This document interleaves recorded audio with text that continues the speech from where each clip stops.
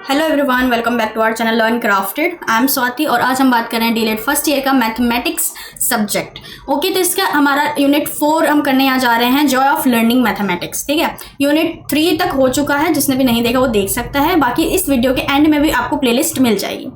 Okay, तो चलिए start करते हैं हमारा यूनिट 4, जो कि बहुत ही इंपॉर्टेंट है, ईजी भी है थोड़ा सा। ठीक है, बिकॉज इसमें आपको थोड़ा सा ऐसी चीज़ें जानने को मिलेगी जो आपको याद रहे और जो आपको थोड़ी बहुत आती भी हैं। ठीक है, तो चलिए स्टार्ट करते हैं हम अपनी यूनिट 4।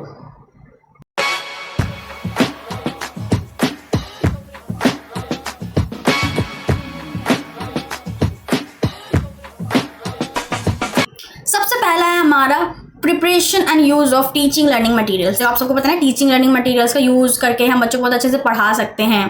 ठीक है, टीएलएम्स का यूज करके, शॉर्ट फॉर्म है टीएलएम्स। ठीक है, ये क्या होता है? TLMs are tools and resources that make maths learning easier, interactive and fun for students. These help students understand concepts visually and practically. देखो TLMs क्या होते हैं? ये एक टूल्स होते हैं, एक हमारे रिसोर्स होते हैं जो हमें बहुत ही हेल्प करते हैं मैथ्स को पढ़ाने में बहुत ही आसान तरीके से। ठीक है, मैथ्स ही बहुत सारे कॉन्सेप्ट अलग सब्जेक्ट्स को पढ़ाने में बहुत ही आसान तरीके से हेल्प करते हैं, बहुत कलरफुल होते हैं, इंटरेक्टिव होते हैं।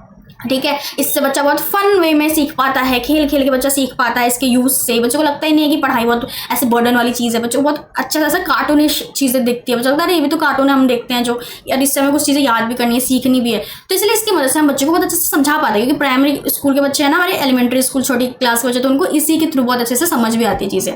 ठीक है, इससे हम मैथ्स की बात करें तो मैथ्स के सभी कंसेप्ट को बहुत ईजिली समझा पाते हैं, विजुअली समझा पाते हैं। बच्चा देखता है TLMs वगैरह, देख देख के सीखता है, याद करता है, उसकी पावर बहुत ज़्यादा इंक्रीज होती है लर्निंग की। और प्रैक्टिकल भी होता है, क्योंकि बच्चा खुद करके भी सीखता है। कोई TLM है, उसको टच को भी तो टच करेगा, उसको छुएगा, उसे याद रहेगी कि अच्छा ये चीज़ ऐसे होती है, ये चीज़ ऐसे होती है। ठीक है, तो ये TLMs बहुत यूजफुल होते हैं। ओके, तो आप एग्जाम्पल्स मैथ्स के अलग अलग TLMs है ना, तो एग्जाम्पल्स देखो, याद कर लो। क्या कहते हैं? नंबर कार्ड्स होते हैं। नंबर कार्ड्स में आपको आगे दिखा दूंगी पिक्चर्स क्या क्या है, कैसे कैसे, ताकि आपको भी याद रहे। ठीक है, क्योंकि आप भी देख के याद रखोगे चीज़ों को। ठीक है, नंबर कार्ड्स हो गए, एबेकस हो गया। हमारे एबेकस आपको मैं भी दिखा दूंगी, वो भी सब एडिशन सब्ट्रैक्शन वगैरह कर सकते हैं। प्लेस वैल्यू चार्ट भी होता है बहुत से। ठीक है, जो मैंने पहले यूनिट्स में आपको बताया ना, प्लेस वैल्यू के चार्ट मैंने पहले यूनिट्स में आपको दिखा रखा है, तो वो चार्ट्स हो गए। ज्योमेट्रिकल टूल्स हो गए हमारे, जैसे रूलर वगैरह, स्केल, हमारा कंपास क्या होता है, कैसे यूज़ होता है, हम ये बताएंगे। प्रोटेक्टर क्या होता है, उसका क्या यूज़ है, ठीक है, उसको दिखा के बच्चों को यूज़ कराएंगे। हमारे फ्रैक्शन के हमारे डिस्क होते हैं कुछ, है ना, आप वो भी दिखाऊंगे मैं आपको। 10 ग्राम क्या होता है वो भी दिखाऊंगा। 3D शेप्स बच्चों को दिखा के आप इन सब चीज़ों से ना आप बच्चों को पढ़ा सकते हो। यही चीज़ें हैं हमारे TLM, टीचिंग लर्निंग मटेरियल, यानी वो मटेरियल जो हमें टीचिंग में और बच्चे की लर्निंग में बहुत हेल्प कर रही हैं। ओके, चलिए देखते हैं कैसे दिखती हैं ये। कुछ मैं आपको दिखा देती हूँ। फॉर एग्जाम्पल से नंबर हमारे फ्लैश कार्ड्स हो गए।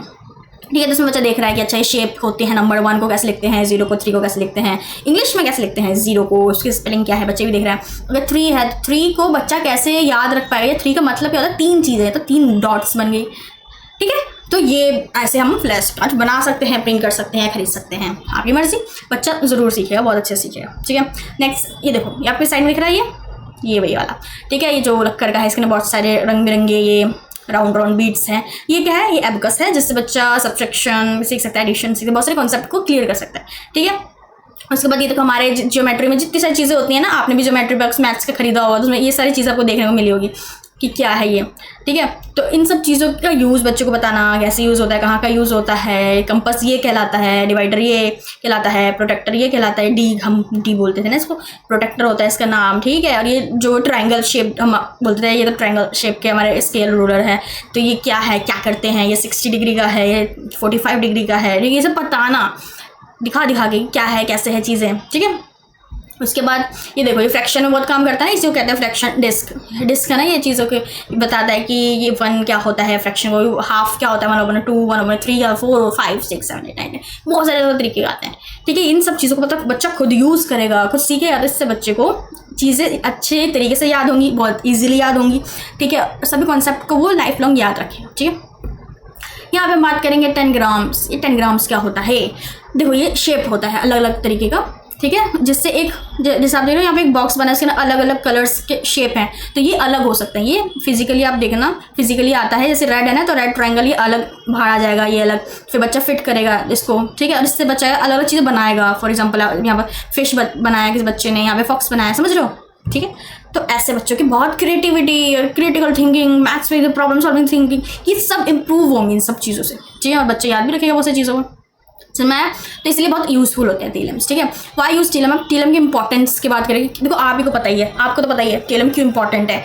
बच्चे को देर तक याद रहेंगी चीज़ें, बच्चा अच्छे से समझ पाएगा। ये मेक्स एब्स्ट्रक्टिव आइडिया कंक्रीट, यानी देखो जितने एब्स्ट्रक्टिव आइडिया, एब्स्ट्रक्ट यानी जो चीज़ें हम टच नहीं कर सकते, बस जो जैसे कहावतों में होगी या जो दिख नहीं रही उसको हमने क्या कर दिया, कंक्रीट में बना दिया ना, जिसे हम टच कर पा रहे हैं। जैसे बच्चे को बोला कि बच्चों सोचो एक रोटी है, उसको आपने हाफ कर दिया तो कैसी दिखेगी? बच्चा सोच रहा है, वो एब्स्ट्रैक्ट है, वो सोच ही तो रहा है। पर जब आपने टीएलएम लाया और उसको कंक्रीट में बना दिया, बच्चा उसको टच भी कर पा रहा है, उसको जोड़ भी पा रहा है, उसको अलग भी कर पा रहा है, समझ रहे हो। तो यही है कि एब्स्ट्रैक्ट जो चीज़ें थी, आइडियाज़ थे, उसको हमने कंक्रीट कर दिया। तो टीएलएम बहुत इंपॉर्टेंट है और इसलिए टीएलएम का यूज़ करना चाहिए, ठीक है। ये इंपॉर्टेंस ऑब्जेक्टिव आप इसमें लिख सकते हो।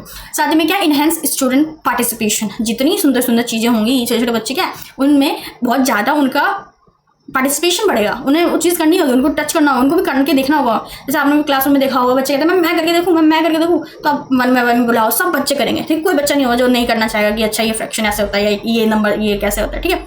सबको करना है। तो इंक्रीज होगा पार्टिसिपेशन, इससे क्या होगा, बच्चों का कॉन्फिडेंस बढ़ेगा, बच्चा मोटिवेटेड रहेगा, बच्चे की कम्युनिकेशन स्किल डेवलप होगी, बच्चे की थोड़ी बहुत लीडरशिप स्किल डेवलप होगी। बच्चा करना चाहेगा कि मैं करके दिखाता हूँ बच्चों को ऐसे करके, ठीक है। तो ये बहुत इंप्रूव करेगा ना टीएलएम। साथ ही में क्या डेवलप करता है, बेटर कंसेप्ट क्लियरिटी। देखो बच्चे को अगर समझाना है तो टीएलएम से अच्छी चीज़ कुछ भी नहीं। मेथड्स हैं बट टीएलएम के बिना कुछ भी नहीं होगा, ठीक है। तो बच्चे का कोई भी कंसेप्ट को अच्छे से क्लियर करना है ना, बच्चों को अच्छे से क्लैरिटी लानी है, तो बहुत इंपॉर्टेंट है। साथ ही में इंकरेज करना है हैंड्स ऑन लर्निंग को। देखो अगर आप बच्चा को हाथों से चीज़ें सीखने में मदद करोगे, बच्चा खुद जैसे डिस्क है, ठीक है, फॉर एग्जाम्पल यहाँ पे देखो अब कंपस है, डिवाइडर है, ये सब बच्चा को जो हाथ से अपने छू रहा है, टच कर रहा है, ठीक है, तो और समझ रहा है, तो इससे क्या होगा, बच्चा वो सी चीज़ें जैसे उसे सेंसेस में भी याद होती है ना, हमारे सेंसेस भी तो बहुत सी चीज़ों को याद रखता है, सेंसेस की भी तो मेमोरी पावर होती है। तो उससे क्या होगा, बच्चे की तो हैंड्स ऑन लर्निंग है वो तो इंक्रीज होगी, बच्चे सेंसेस में भी याद रख पाएंगे, बच्चा हाथ से खुद सीख के देखेगा, ठीक, खुद करके देखेगा, इसलिए इंपॉर्टेंट है। यहाँ पे आप अपनी तरफ से लिख सकते हो कि टीएलएम का यूज़ क्या है, क्यों है और ये कैसे मदद करता है हमारे टीचिंग में, ओके। तो यहाँ पे हमने बात की लिए टीएलएम के बारे में बहुत कुछ, ठीक है। नेक्स्ट हमारा टॉपिक क्या है, नेक्स्ट है activities for developing creative abilities among students. अब बच्चों में क्रिएटिव एबिलिटी डेवलप करना है तो कौन कौन सी एक्टिविटी आप करवा सकते हो। देखो creative activities help students explore patterns, puzzles, designs and logic in a fun way. It promotes out of the box thinking and mathematical reasoning. देखो अगर क्रिएटिव थिंकिंग होगी तो क्या हेल्प करेगा बच्चों को अलग अलग चीज़ों को एक्सप्लोर करने में, उसको अलग अलग चीज़ें जाननी है, अलग अलग पैटर्न्स को जानना है, पजल्स को जानना है, डिजाइन्स को जानना है, अलग अलग लॉजिक को जानना है, ठीक है। तो ये सब जानने में बहुत हेल्प करेगा बच्चों को। साथ ही में फन वे में क्रिएटिव हमारी एक्टिविटी है ना, क्रिएटिव एक्टिविटी, तो इसमें बच्चा क्या है कि फन वे में चीज़ों को सीखेगा, ठीक है। और इस में प्रमोट करेंगे बच्चों को out of the box thinking, यानी एक छोटी सी सोचनी, कुछ बड़ा सोचना है, कुछ अलग सोचना, थोड़ा सा अलग ही सोचने में मजबूर करेगा, ठीक है, जिससे बच्चे को एक अलग क्रिएटिविटी मिलेगी, वो सोच पाएगा। और ये मैथमेटिक्स में बहुत यूजफुल है क्योंकि इससे मैथमेटिकल रीजनिंग भी बढ़ेगी, ठीक है, मैथमेटिकल जो सोचने की क्षमता है ना वो भी बढ़ेगी, ठीक है। इसलिए एक्टिविटी हमारी क्रिएटिव एक्टिविटीज़ है ना वो करानी बहुत ज़रूरी है मैथ्स में, और यही कहा है हमारे यहाँ पे, ठीक है। फॉर एग्जाम्पल्स देखो आपने रंगोली वगैरह तो बनाई होगी, ठीक है, तो अब क्या करना है, बच्चों को एक्टिविटी देनी है ऐसी जिसमें बच्चा ना डिज़ाइन करे symmetrical rangoli using a dot करके बच्चे को एक सिमेट्रिकल रंगोली बनानी है। सिमेट्रिकल यानी जो अगर उसे हाफ करेंगे, किसी भी एंगल से हाफ करेंगे ना, तो वो सेम हो, दोनों left and right side same हो, ठीक है। आपको मैंने पहले कॉन्सेप्ट में हमारे यूनिट 2 या 3 के कॉन्सेप्ट में सिमेट्री के बारे में बताया था ना, तो वही, ठीक है, बाकी आपको पता ही है। तो वैसे एक्टिविटीज़ देंगे। और क्या दे सकते हैं हम, कुछ भी, creating mathematical patterns with match sticks. Match sticks से बहुत सारी एक्टिविटीज़ आप करा सकते हो, मैच से कि कुछ आपने जैसे रोमन नंबर्स, हाँ हमने भी करे थे चार्ट पेपर पे, हमने भी एक्टिविटी करके लाया था घर से, रोमन नंबर्स को मैच स्टिक्स से लिख के लाया था और जिसका बहुत बढ़िया था उसको क्लासरूम में लगा था, ठीक है। तो ये क्या होता है, ये हेल्प करता है बच्चों की क्रिएटिव थिंकिंग बनाने में। और कौन सी एक्टिविटीज़ होती है जो बच्चे की क्रिएटिव और हाँ साथ ही में क्रिटिकल थिंकिंग में तो इंक्रीज हो रही है ना, बच्चा कुछ नया सीख पा रहा है, एक्सप्लोर कर रहा है, ठीक है। आप नंबर पैटर्न्स को एक्सप्लोर करवा सकते हो कि 2 में 2 प्लस हो रहा है 4, 4 में 2 प्लस हो रहा है 8, ये एक नंबर पैटर्न बन रहा है, ठीक है। या फिर 2 में 2 प्लस हो रहा है 4, 4 में 4 प्लस हो रहा है, ठीक है, 8 में 8 प्लस हो रहा है 16, ऐसा।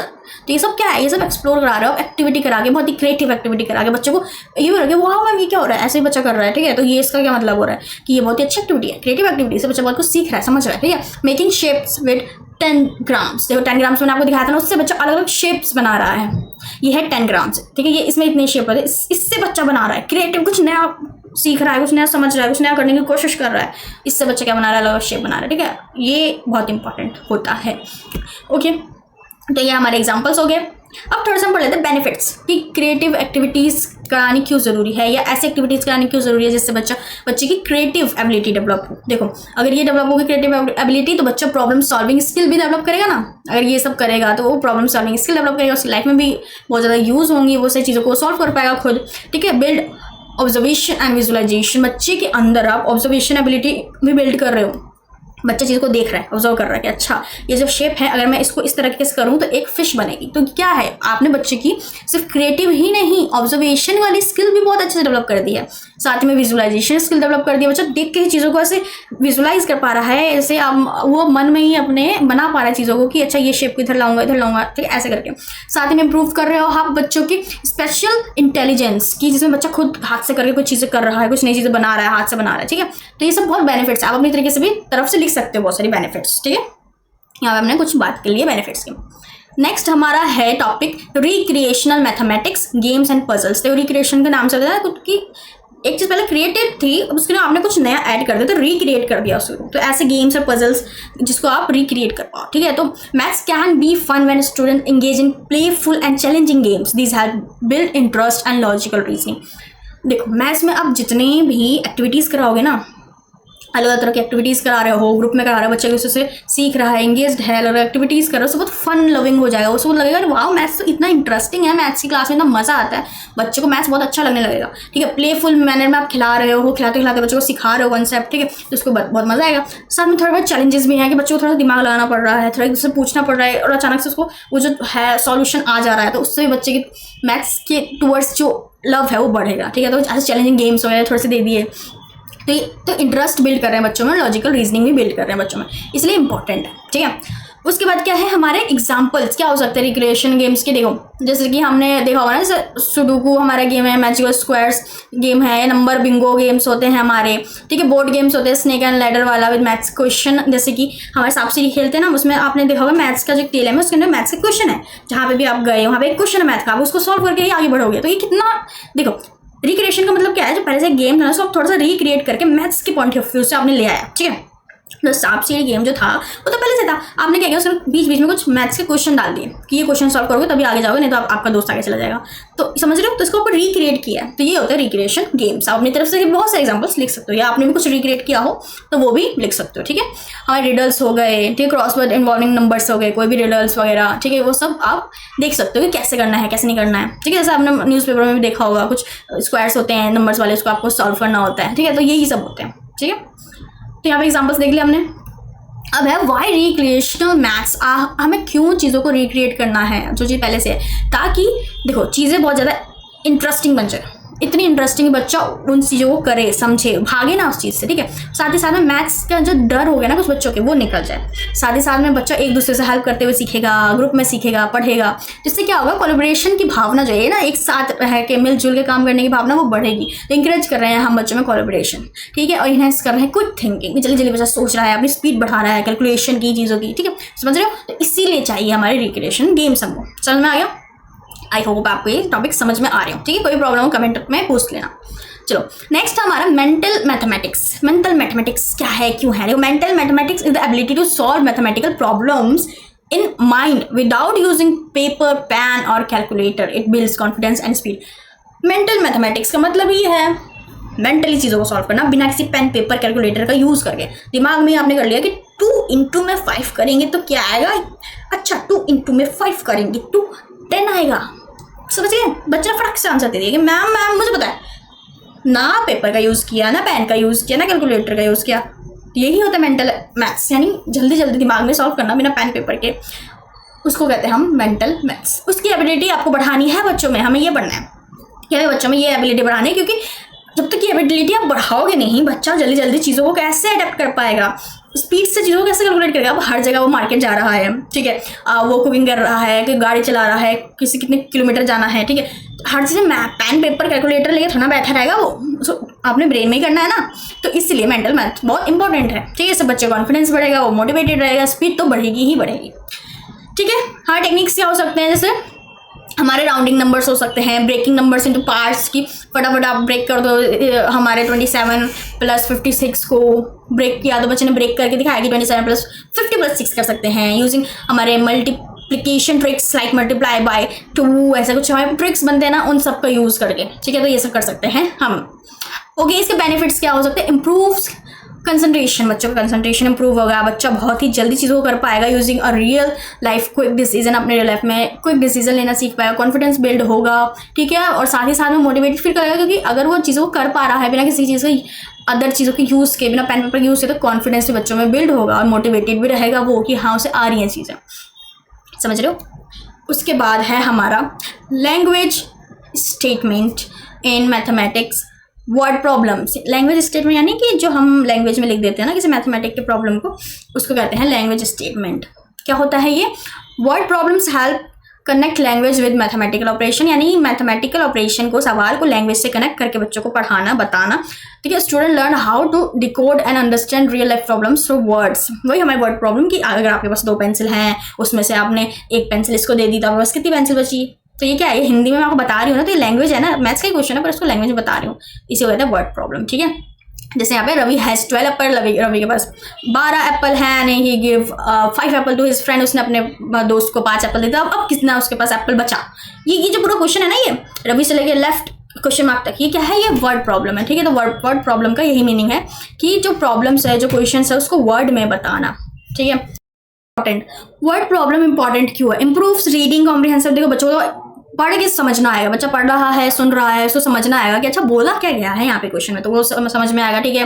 साथ में teachers how to translate words into mathematical expression, यानी जो वर्ड्स में लिखा है उसको मैथमेटिकल ऑपरेशन में, इनटू, प्लस, मल्टीप्लाई, इस प्रोसेस में कैसे हम ट्रांसलेट कर सकते हैं वो बच्चे को आएगा, ठीक है। बिल्ड्स एनालिटिकल थिंकिंग, बच्चे की जो एनालिसिस की पावर है, बच्चा कुछ कोई चीज़ को एनालिसिस कर पा रहा है, ठीक है, वो एनालिटिकल थिंकिंग इंप्रूव होगी। इस चीज़ को एनालिसिस करना उसको आ रहा है, उसको चीज़ें समझना, डीपली समझना, चीज़ों को छोटे छोटे पार्ट में तोड़ के समझना, और फिर आखिरकार करना क्या है, सोल्यूशन कैसे आएगा, ये सब चीज़ें समझना, सोचना और फिर आंसर लाना, ये भी तो इंप्रूव होगा।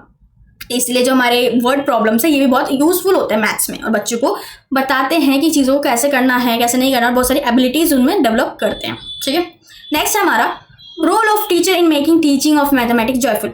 अब एक टीचर का रोल क्या है ताकि मैथमेटिक्स बहुत ही जॉयफुल बन जाए, इतना अच्छा, इतना ईजी और इतना अट्रैक्टिव सब्जेक्ट बन जाए कि सारे बच्चे उसको अच्छे से समझ पाए और किसी को भी डरे ना उससे। तो the teacher play a key role in creating a happy, engaging and fear free environment where students enjoy learning math. एक टीचर ही है जो एक ऐसा इन्वायरमेंट क्रिएट करता है, ऐसा क्लासरूम का वातावरण क्रिएट करता है, बनाता है, जिसके अंदर बच्चा बिना किसी डर के सीखता है, सिखाता है, चीज़ों को बहुत ही खुश रहता है, ठीक है। उसमें कोई भी डर भय नहीं रहता, वो बहुत ही इंगेजिंग वे में सबसे कनेक्ट करके, चीज़ों से कनेक्ट करके सीखता, समझता है, मैथ्स को एंजॉय करता है, ठीक है। तो ये एक टीचर का ही काम है, टीचर का ही रोल है, ठीक है, उसी टीचर का कर्तव्य है। तो टीचर्स रोल क्या है कि यूज़ करना है बहुत ही क्रिएटिव टीचिंग मेथड्स, बहुत अच्छे से टीचिंग मेथड्स का यूज़ करना है। हमने पहले आगे पढ़ रखा ना टीचिंग मेथड्स, उन सब का यूज़ करना है ताकि टीचिंग बहुत ही फन वे में हो, इंगेजिंग वे में हो, बच्चों को कोई भी डर ना हो। इंकरेज करना है बच्चों को पार्टिसिपेट करने के लिए, सभी बच्चे पार्टिसिपेट करें, उनको मौका देना, उनको बुलाना है, इतना अच्छा इन्वायरमेंट बनाना है, बच्चों की क्यूरियोसिटी को बढ़ाना है कि बच्चे चीज़ों को सीखने के लिए आए, क्या मैम आज कौन सा नया टीएम लाई वो देखने के लिए आए कि अरे वाह मैम आज अब क्या लाए, आज हम क्या सीखेंगे, ये सब चीज़ों को बढ़ाए। तो ये यूज़ करना है बहुत सी स्टोरीज़ को कि देखो बच्चा ऐसा हुआ था, फिर उसने मैथ्स का यूज़ किया, फिर उसको सही हो गया चीज़ें। तो ये बता स्टोरीज़ का, गेम्स का, विजुअल चीज़ों को दिखा के, चीज़ों को हमारे स्मार्ट बोर्ड्स पे कोई स्टोरी लगा दी, कहानी लगा दी, दिखा रहे हैं, चीज़ों को कर करके बच्चों को सिखाना है। टीचर का ही रोल है, ठीक है। तो आप अपनी तरफ से भी बहुत सारे लिख सकते हो रोल। अगर पूछा जाए कि टीचर का क्या रोल है मैथ्स को एंगेजिंग बनाने में, जॉयफुल बनाने में या अट्रैक्टिव बनाने में, बच्चा सीखे, तो आप ये सब लिख सकते हो और अपनी तरफ से बहुत सारी चीज़ें लिख सकते हो। रियल लाइफ एग्जाम्पल्स देना है, ठीक है, कि बच्चों देखो ऐसे हुआ था, ऐसे हुआ था, अगर चलो तुम मार्केट चलो वहाँ पे ऐसे करना है, या जब मार्केट जाना तो तुम ऑब्जर्व करना, ऐसी चीज़ें होती हैं, ठीक है। ये सब क्या टीचर का काम है। मैथ्स से बच्चों को अच्छे से एक दोस्ती बनानी है मैथ्स से बच्चों की, ठीक है। तो आपको ऐसी चीज़ें करनी पड़ेंगी, ठीक है। अप्रिशिएट करना बच्चे के हर एक काम पे, उसको सिर्फ ये नहीं करना कि ये चलो बस हाँ तुम्हारा आंसर ठीक है जाओ, नहीं, अगर उसका आंसर ठीक है तो सब बच्चों को बताओ कि देखो भाई आज तो राहुल ने बहुत अच्छा काम किया है, इसने बहुत जल्दी आंसर कर दिया, आप क्लैपिंग करो सारे बच्चे। तो ये होता है अप्रिशिएशन की, आगे वो बहुत अच्छा कर पाए, समझ रहे हो। तो इसलिए टीचर का काम है, ठीक है।